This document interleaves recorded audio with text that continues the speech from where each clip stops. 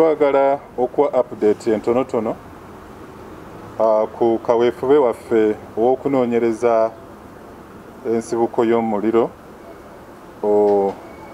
ogwayokya ekizimbe kya Makerere University Main Building ku weekend. Twatonzeewo akabondo k'abakugu omuli Bambega, omuli abakugu abavudde mu kitongole ekigatta abazimbi ekya Uganda Construction Review Board, tulina abavudde mu Meme ne Government Analytical Laboratory.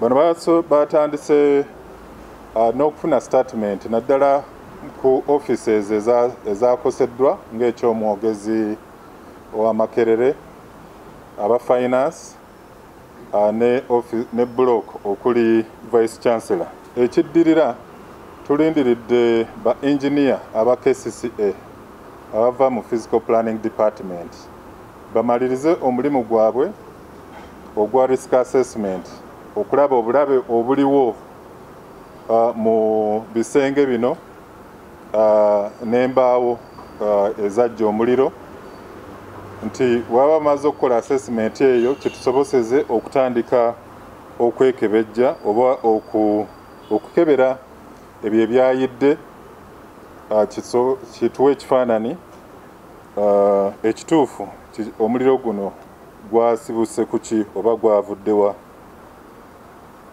So aba KCCA Physical Planning Department be bakyakyerezeza okumala process eyo ya risk assessment, naye nga tulinawo n'obutambi obulala busatu bwe twasobodde okufuna ku side eya St. Francis ku Kereziya ne kanisa eza St. Francis ne St. Augustine, mpozi ne wana awali printare eya Makerere waliwo obutambi nabo bwe twazuddewo, naye nga butambi bungi nnyo, so twagala tutwale akadde tusobole okubwetegereza obulungi ennyo tulabe ekifaanani ki ekiri ku butambi obwo, naye nga twagala okukozesa obukugu ate nga tutambula n'obwegenderevu kubanga abantu baffe aba bulijjo baagala okumanya ekifaanani ekituufu ekyaviiriddeko ekizimbe ekikadde ekya Makerere okukwata omuliro.